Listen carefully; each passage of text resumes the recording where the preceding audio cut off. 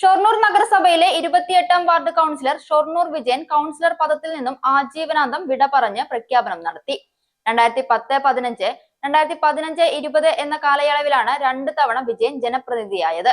തന്റെ വാർഡിലെ പരുത്തിപ്ര ADS സംഘടിപ്പിച്ച സ്നേഹ സംഗമം ചലനം മെന്റർഷിപ്പ് പ്രോഗ്രാമിലാണ് വിജയൻ ഇക്കാര്യം പരസ്യമായി പ്രഖ്യാപിച്ചത്. 2010-15 വരെയുള്ള കാലയളവിൽ കോൺഗ്രസ് ജനപ്രതിനിധിയായും 2015-25 കാലയളവിൽ കോൺഗ്രസ് കൗൺസിലറായി ഇരിക്കെയാണ് കോൺഗ്രസ് വിട്ട് CPIM-ൽ പ്രവേശിച്ചത്. 2 തവണ ജനപ്രതിനിധി ആയവർ യുവതലമുറയ്ക്ക് വഴിമാറി മത്സരങ്ങളിൽ നിന്ന് മാറി നിൽക്കണമെന്ന് തീവ്രമായി വാദിച്ചാണ് ഷൊർണൂർ വിജയൻ കൗൺസിലർ പദത്തിൽ നിന്ന് ആജീവനാന്തം വിട പറഞ്ഞ പ്രഖ്യാപനം നടത്തിയത്.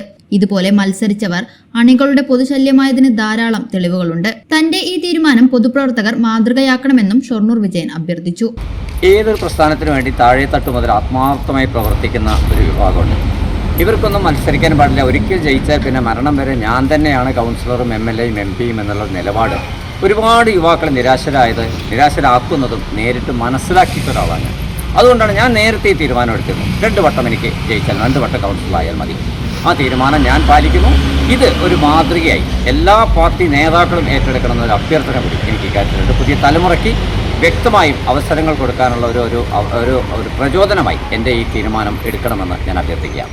നഗരസഭാ chairman MK Jayaprakash, CDS chairperson VC Sindhu എന്നിവർ സന്നിഹിതരായ സദസ്സിലായിരുന്നു വിജയന്റെ ആജീവനാന്തം വിട പറഞ്ഞ പ്രഖ്യാപനം.